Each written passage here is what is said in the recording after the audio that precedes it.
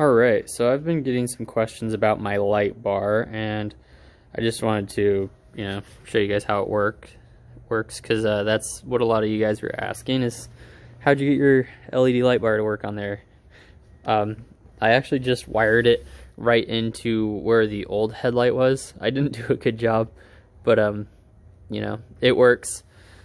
And yeah, you guys were asking about the flicker too, but the thing is, LED lights use a lot less electricity than normal halogen lights.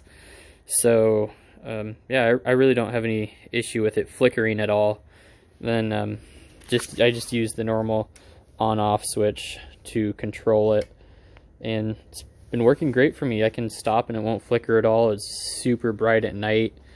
Yeah, I will actually turn the moped on for you guys and show you what it looks like.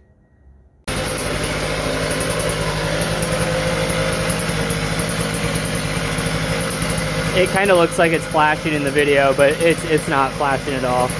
But you can't really tell how bright it is, but I mean it's pretty bright.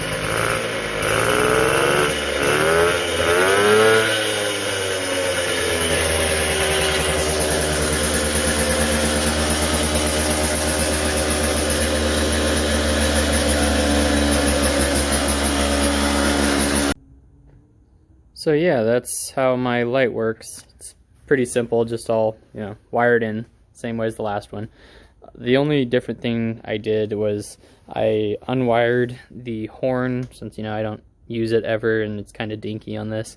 And then I undid the speedo light, because my speedo doesn't work at the moment anyways, and I don't really ride at night, so I don't really need to see my speedometer. But, yeah, that's pretty much all I did to get the light to work. And for those of you wondering, it's a 10-inch rigid horse LED light bar.